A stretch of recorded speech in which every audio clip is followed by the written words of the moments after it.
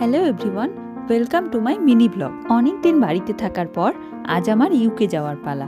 কাল ভোরবেলা আমার ফ্লাইট, তাই আজ সকালেই আমি আর আমার ভাই বাড়ি থেকে কলকাতার জন্য বেরিয়ে পড়লাম। আমার ভাই এয়ারপোর্টে যাচ্ছে আমাকে ছাড়তে। আমরা বিকেলের দিকে কলকাতায় পৌঁছবো, আর ভোরবেলা আমাদের এয়ারপোর্টের জন্য বেরিয়ে পড়তে হবে।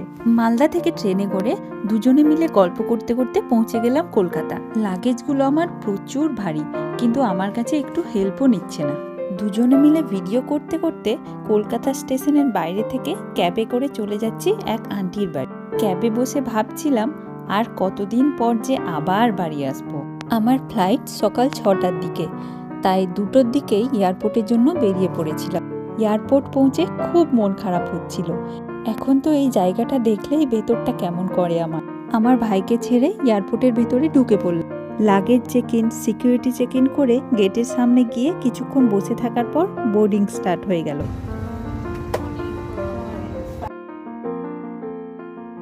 Welcome to Indigo. We would love to take off with you at the earliest. To help us get going, please keep your large bags in the overhead bin above. সকাল সকাল ফ্লাইটে উঠে যেমন মন খারাপ হচ্ছিল, তেমন ভালোও লাগছিল।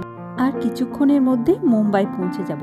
মুম্বাই ল্যান্ড করার আগে কি সুন্দর সুন্দর পাহাড় দেখতে পাচ্ছি। দেখতে দেখতে মুম্বাইয়ে ল্যান্ড করে গেলাম। এবার কষ্টের ব্যাপার হচ্ছে মুম্বাই 6 ঘন্টা আমার লেওভার, বোর হয়ে যাব। যাই হোক, এয়ারপোর্টে ঘুরতে ঘুরতে টাইম কেটে যাবে। আমার সাথে আমার এক নানুও ট্রাভেল করছে।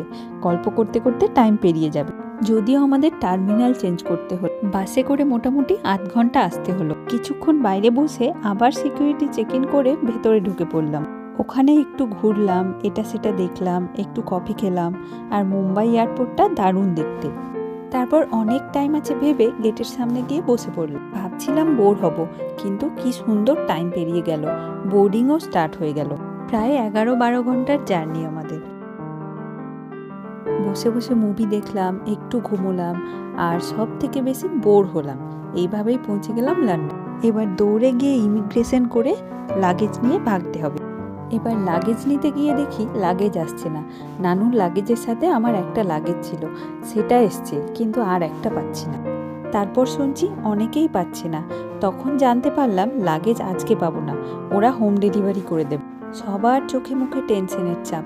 কে কোথা থেকে এসছে, ব্যাগে ওষুধপত্র আছে, খুবই বাজে ব্যাপার এটা। জানি না কবে লাগেজ পাবো। তারপর লাগেজ ছাড়াই বাইরে বেরিয়ে পড়লাম। খুব তাড়াহুড়ো হয়ে গেছিল আমাদের। ফ্লাইট 3 ঘন্টা লেট ছিল। 11:30টার দিকে আমি এয়ারপোর্ট থেকে বেরোলাম। লিডসে যাওয়ার ট্রেন আর পাওয়া যাবে না, তাই লন্ডনেই একটা হোটেল বুক করা হলো। হোটেলও 12টার মধ্যে বন্ধ হয়ে যাবে।